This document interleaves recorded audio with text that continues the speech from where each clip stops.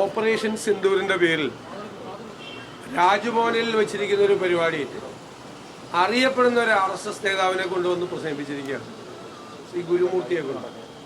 അദ്ദേഹം അവിടെ നടത്തിയ പ്രസംഗത്തിൽ ഇതിനു മുൻപുണ്ടായിരുന്ന കേന്ദ്ര ഗവൺമെന്റുകളെ കുറിച്ചും പ്രധാനമന്ത്രിമാരെ കുറിച്ചും അധിക്ഷേപകരമായ പരാമർശങ്ങളാണ് നടത്തിയത്. ഇത്തരം രാഷ്ട്രീയ പ്രസംഗങ്ങൾ നടത്താൻ, വിവാദങ്ങൾ പറയാൻ ഉള്ള സ്ഥലമല്ല രാജ്ഭവൻ. രാജ്ഭവൻ ഈ സംസ്ഥാനത്തിന്റെ തലപ്പത്തിരിക്കുന്ന ഗവർണറുടെ ആസ്ഥാനമാണ്. അവിടെ നടക്കുന്ന ഓപ്പറേഷൻ സിന്ദൂർ പരിപാടി നടത്തുന്നതിൽ ഞങ്ങൾക്ക് ആർക്കും യാതൊരു വിരോധമില്ല.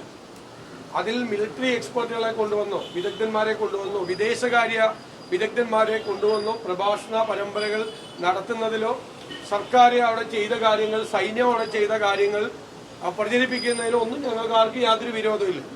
പക്ഷേ രാജ്ഭവനിൽ ഔദ്യോഗികമായി ഒരു RSS നേതാവിനെ കൊണ്ടുവന്ന് പ്രസംഗിപ്പിക്കുകയും ഗവൺമെന്റിനെതിരായിട്ട്, ഇതിനു മുമ്പുള്ള ഗവൺമെന്റുകൾക്കെതിരായിട്ടുള്ള രാഷ്ട്രീയമായ പരാമർശങ്ങൾ നടത്തുകയും ചെയ്തത് ദൗർഭാഗ്യകരമാണ്. അത് അനൌചിത്യമാണ്.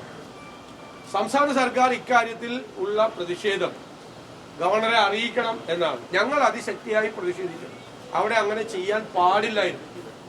അറിയപ്പെടുന്ന ഒരു RSS നേതാവ് വന്ന് രാഷ്ട്രീയ പ്രസംഗം രാജ്ഭവനിൽ നടത്താൻ പാടില്ല. അതിന് ഞങ്ങൾ ശക്തിയായി പ്രതിഷേധിക്കുന്നു. സർക്കാർ ഇതിന്റെ അഭിപ്രായം മുഖ്യമന്ത്രി വ്യക്തമാക്കണം, ഗവർണറെ പ്രതിഷേധം അറിയിക്കണം എന്ന് ഞങ്ങൾ ആവശ്യപ്പെടുക.